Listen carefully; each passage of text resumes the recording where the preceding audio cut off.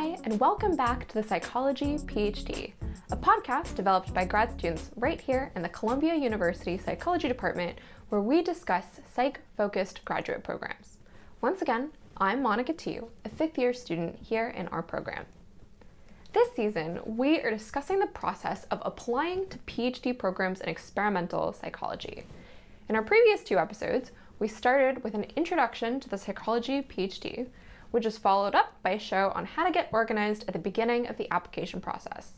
If you're just jumping in here, we recommend checking out those previous episodes as well, and we have linked them in the show notes for easy access. All right, without further ado, let's jump into the topic of today's episode, CVs and resumes. If you've begun to review the application materials required by your programs of interest, you'll likely have seen that you need to submit a CV as part of your application package. When I was an undergrad, I knew what a resume was supposed to look like, and I had a sense that a CV was something like a resume, but I did wonder, what exactly is a CV? How is it different from a resume? And how should I design and structure mine? So if you've been asking yourself similar questions, we've got you covered with this episode.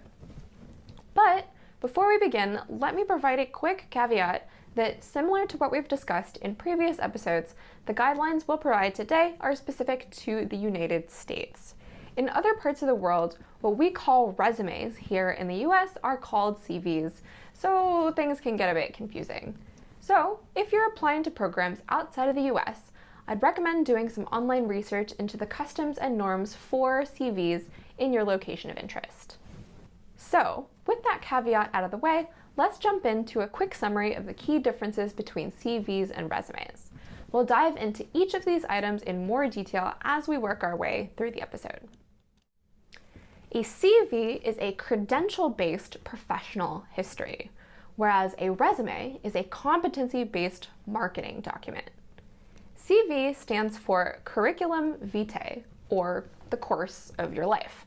Accordingly, a CV provides a more thorough career review than a resume, and as such, it can contain multiple pages, basically as many pages as the content requires. In contrast, a resume is a targeted summary of your achievements and skills and should be no longer than a single page if you're in the first 5 to 8 years of your career. A CV is static, although it will get longer as time progresses and you do more stuff. It generally does not need much, if any, customization for various job or program applications. In contrast, a resume should be carefully tailored for each submission. And finally, the formatting for a CV is extremely standardized, and we strongly recommend sticking with these conventions. In contrast, resume formatting is much more flexible, though the most unique and creative options should only be used for certain types of roles. And next, we'll dive more deeply into these distinctions between CVs and resumes. Let's start with the purpose of each, as they are actually quite different. I'll begin with resumes, as you may be more likely to have encountered them in the past, say for an internship or a job in the corporate world. A resume tends to be the standard document that's requested when you're applying for a position in business or industry. Imagine that a potential employer asked what you can do for them, and to prove it with concrete descriptions of your accomplishments. A good resume does exactly this. As I said before, a resume is a competency-based marketing document. That is, a document for marketing yourself to employers that provides a targeted summary of your achievements and skills. They tend to consist of descriptive bullets, each highlighting a key accomplishment, skill, or responsibility that's relevant to the position of interest. In contrast, a CV is a credential-based professional history that provides a thorough review of your career as a scholar or scientist. CVs are often used in academia and other research institutions. They differ from resumes in that they review all of your qualifications rather than summarizing your relevant practical skills. They include a comprehensive overview of your education, the honors you've received, publications you've authored, presentations you've given, and other relevant information. And they tend to consist of lists in reverse chronological order with limited descriptive or explanatory text.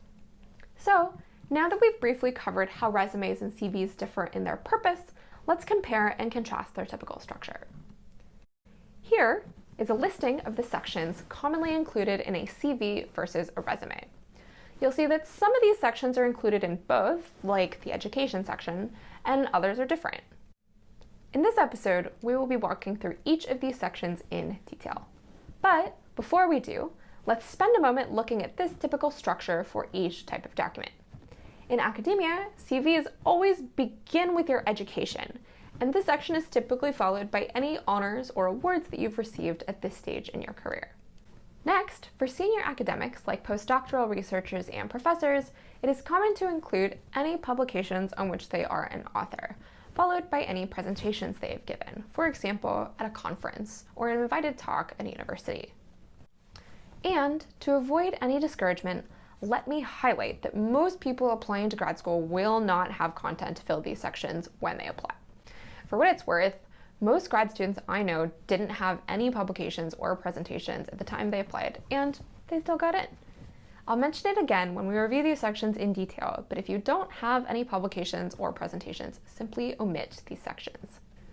After publications and presentations on your CV, you'll typically find your research experience, followed by your teaching experience.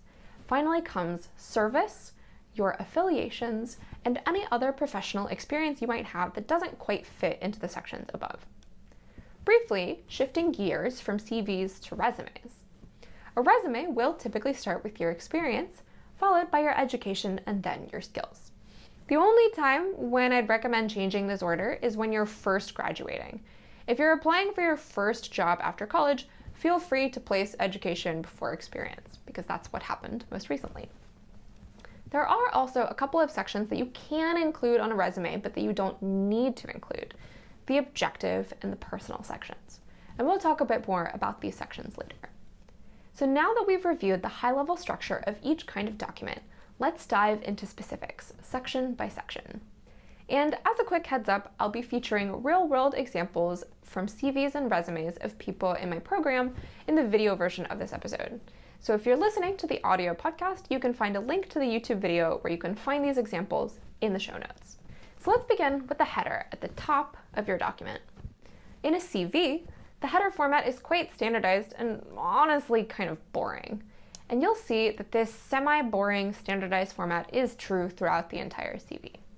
You'll list your name, and optionally, you can list the words curriculum vitae, though some people omit this line, and then your current department and contact information, including an email address, phone number, and mailing address. If you've already graduated and are no longer affiliated with the university, you can leave off the department line. And as you'll see in a CV, this should all be in plain 12-point Times New Roman font, with the exception of your name, which can be bolded and in a slightly larger size. In contrast to a CV, you can have a little more fun with the formatting of a resume header, but keep in mind that it should still match the look and feel of the rest of your resume. And additionally, because space is at a premium in resumes, unlike CVs, it's probably best to keep this to 2 or maybe 3 lines. 1 line with your name, followed by a line or 2 with contact details. Next, let's take a look at the education section. This should be the very first section on your CV. It should begin with a basic, all caps, education header, which should be bolded but still in 12-point Times New Roman font. Then, in unbolded Times New Roman 12-point font, you should list your university, degree, and graduation date. Next, since you're applying to graduate programs, you'll want to include your GPA, either cumulative or for your major, and particularly if your major is psychology and if your major GPA is impressive. Finally, if you have received any honors or are writing or have finished an honors thesis, mention it here. And keep in mind that all of this should be in plain text with no special formatting or bullets. In contrast, on a resume, you have much more flexibility, both in terms of the content and the formatting. Typically, you'll include similar information to a CV, but you might use bullets and formatting that looks a bit more exciting. Though, as always, keep in mind that this formatting should match the rest of your resume. And, as mentioned briefly before, this section would likely come after experience in your resume, unless you're just graduating. Next, let's review the honors section, which tends to follow the education section on a CV. This is where you'll have the opportunity to highlight any fellowships, honors, awards, or funding that you might have received. On a CV, you'll list each honor or award that you received, as well as the associated organization that you received the award from and the year that you got it, each on its own line. And for awards that involved cash prizes or fellowship funding, some people will also include the dollar amount of each award in parentheses following the name of the awarding organization. You can do this if you like. On a resume, such honors will typically be bundled as a bullet point under the associated education or experience section, rather than being placed in their own section. And like all sections of the CV or resume, if you don't have anything to list here, that's okay. Simply leave this section out. Next, let's talk publications. I'll begin by reiterating that many grad students I know didn't have scholarly publications on their CVs when they applied to grad school. This is normal. If you fall into this group as well, then you can simply omit the publication section. No need to include it at all. However, if you have had the rare opportunity to author a publication, you can add it here. To do so, you can list any publications in APA format. In the show notes, we've included a link to a website with more information on APA reference formatting, so you can take a look. Thanks to APA formatting, you may notice the formatting of this publication CV section is a bit more exciting than the other sections. In addition to standard APA reference guidelines like italics for journal names and book titles, be sure to bold your own name in the author list. This helps readers see where you fit in. Finally, in a resume used for business purposes, it's pretty uncommon to include research publications. However, if you're including your research assistant position in your experience section, you could consider listing any publications as a relevant bullet point under that position. Next, the presentation section on your CV should be formatted just like a publication section would be, with APA-style references for each presentation. Just like in the publication section, be sure to bold your name in the reference. And for anyone who has been working outside of academia prior to applying to grad school, it may be helpful to know that this section is typically for presentations or posters presented at scientific conferences. I wouldn't recommend including everyday business presentations here. And like the rest of the CV, if you haven't given any scholarly presentations, no worries, just omit the section. And with regard to resumes, presentations typically won't be worth the space that they would take up on your resume unless it's something very special that might excite your potential employer. If this is the case, I'd recommend bundling it as a bullet point under the relevant experience item. All right, so moving on to research experience. As a grad school applicant, this section is very important. This is where you will list the positions that you've held working in a scientific research lab. As we covered in the earlier grad apps videos, research experience is probably the most important aspect of your qualifications for PhD programs. Although you'll cover your research experience in the most detail within your statement of purpose, which we'll be covering later in episode 5, in your CV you will list the basics of your position, including the university and the lab you worked in, the dates of your tenure, your supervisor, and 1 to 2 lines briefly describing your responsibilities. And like the rest of the CV, keep the formatting basic. If you're working on a resume instead of a CV, you might find that you want to include your research experience as well, if it's relevant to the role you're applying to. Great! So to do so, include your research experience within your main experience section with the lab, listed as if it were a company. Then include bullet points that highlight your specific accomplishments and translatable strengths or skills, things that you've learned to do or be in the lab that would also be valuable to an employer, like project management or data analysis skills. Teaching experience should be included in a similar manner to research experience in your CV. This is where you'll likely include any teaching assistantships you've held, if you have had any. Include your instructor's name, the university and the course, and the semester or quarter it was offered, and a couple brief lines describing your responsibilities. Some people also choose to highlight the average teaching review score that they received for each course in the section. On your resume, teaching experience may be worth including in your experience sections if your accomplishments or skills are, again, directly translatable to the position for which you're applying. If not, however, feel free to leave it off. Next up, the service section. If you're new to academia, you may not have heard of this category before. Service encompasses work that you've done to support your department, university, or field, such as committee membership, volunteer work, or service on an editorial board, for example, for an undergraduate research journal. On your CV, these listings will go in a simply formatted service section with a single line for each role. And on your resume, there aren't any specific conventions regarding this kind of work. If it is a long-term commitment that's relevant to your position of interest, you could include it as an experience item. If not, it likely merits just a bullet in your personal section, if anything. Finally, affiliations. Many people include an affiliation section in their CV that lists the professional organizations to which they belong. Although this section is optional, it can help to fill out a light CV and highlight your ongoing involvement in the scientific community. Include one line per organization with your role and dates of membership. This information probably isn't worth including on your resume at all, unless you need to fill up space. If this is the case, you could add the information as a line in your personal section. Alright, so that concludes our review of the various sections in a CV and their analogous sections in a resume, where applicable. Next, let's quickly run through some notes that are specific to resumes.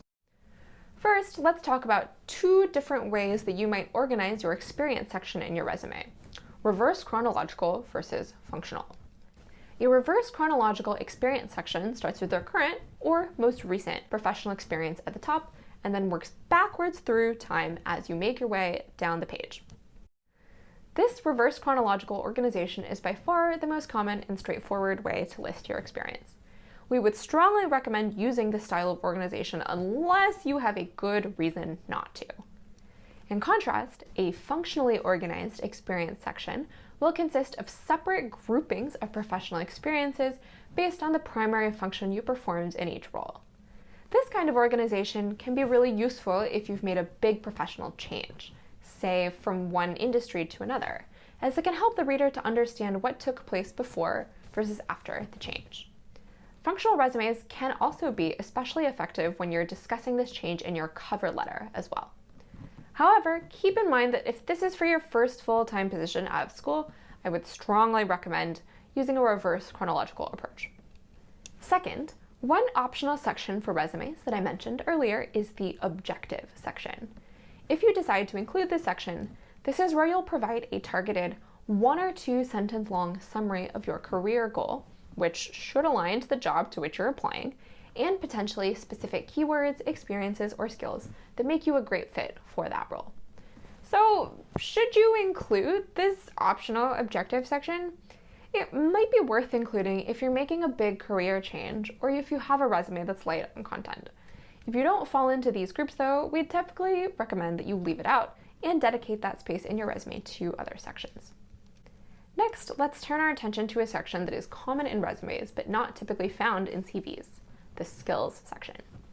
This is a section where people often highlight their technical and language skills. Given that the experience section of a resume tends to focus on your accomplishments rather than your credentials, the skills section is where you can quickly identify to employers that you know how to use all the software that they reference in the job posting.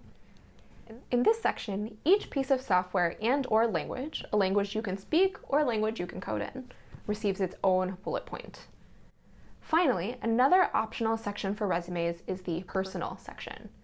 This is where you can include 1 to 3 bullet points on who you are as a person, ideally with some kind of connection to the field that you're applying to work in. Why include this section? Hiring decisions often come down to personal fit, and this is a way you can highlight your human side. To be as effective as possible, we would recommend keeping these points brief and specific. Vagaries like enjoys cooking and traveling aren't typically that useful. Next, let's talk about the language you'll use throughout your resume. As we covered at the beginning of this episode, resumes are sales documents intended to market you as a brand. As such, the most effective resumes will use active verbs that demonstrate specifically what you have accomplished, rather than what your duties or responsibilities were. Furthermore, employers appreciate when you quantify these accomplishments. For example, how many client relationships did you manage in your time in this role? How large was the budget you oversaw? Specifics like these can help bring your experience to life for the reader. Although it may feel a little awkward, it is also a good idea to include some buzzwords from the job listing. Employers these days often use software that automatically scans your application files for keywords of interest, so including these words may help your resume to pass this initial screening. Finally, we strongly recommend tailoring your resume for every single job opportunity. This is likely different from your CV, as I mentioned before, which tends to be static and doesn't need to be tailored in this way. For your resume, this means revising and reordering your bullets for every single opportunity so that your most relevant experience for the position you're applying for is featured as prominently as possible. Next, let's quickly talk about formatting. If you've searched for example resumes online, as I have many times, you've probably found many examples that look fairly traditional with Black Times New Roman font. However, you may also have come across examples with a more custom design. How do you decide which one is right for you? We would recommend that you only consider a custom designed resume if you are applying for a creative role in a creative industry. If you're applying for anything else, say law, consulting, or a nonprofit job, stick with traditional formatting. And if you're not sure, go traditional. Finally, let's talk about how to stretch or squeeze your resume, keeping in mind that resumes should really be a single page, at least until you're at least 5 to 8 years into your career. If your resume is light and you're having trouble filling one full page, adjust your formatting so that you're using 12-point font, 1-inch margins, and are including ample white space. For example, a full line break before and after each heading and between each position.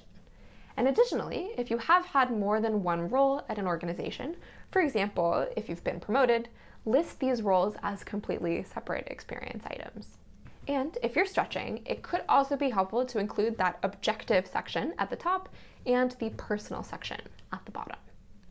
If you still need to fill space after doing all of this, you might even include experience and education items from your time in high school, though we recommend doing this only if you absolutely need to. Next, let's talk about the opposite challenge. If your resume is content heavy and you're having trouble squeezing everything into just one page. In this case, you might adjust your font, margins, and white space so that you can fit more on the page. So a smaller font, though no smaller than 10 point, smaller margins, though no smaller than 1/2 inch, and less white space. For example, only a blank line before your headers, but not after them. If you've had multiple roles at a single organization, you could condense them into a single experience item and simply list the roles and dates side by side. Finally, remove the objective section as well as any information in experience or education that's from high school. And consider combining your skills section with your personal section, perhaps only including one personal bullet, if any. So to wrap up, let's quickly review the key differences between a CV and a resume in the US once more. A CV is a credential-based professional history, whereas a resume is a competency-based marketing document. A CV provides a more thorough career review, and as such, it can contain as many pages as necessary. In contrast, a resume is a targeted summary of your achievements and skills and should be no longer than 1 page if you're in the first 5 to 8 years of your career.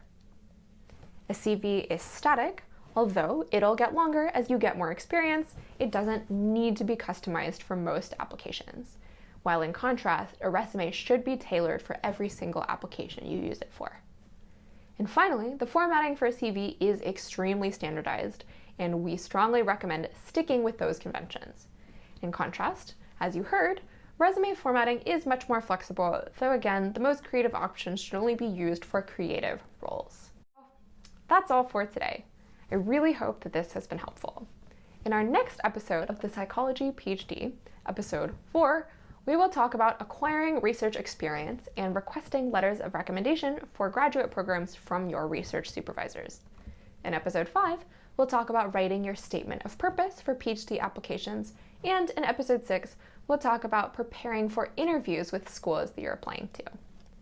And just as before, we'll be updating the show notes to include links to these different topics as soon as each new episode launches. You can find the show notes below this episode in the description if you're watching on YouTube, or in the show notes section of whatever podcast app you're listening on. To receive notifications when new episodes are released, subscribe to our YouTube channel or to our podcast on Apple Podcasts, Spotify, or wherever you're listening. You're also welcome to join our email list to receive an email each time we release a new episode. And finally, if you found this content helpful, once more, please consider liking the episode on YouTube or rating and reviewing the show in your preferred podcast app. Talk to you next time.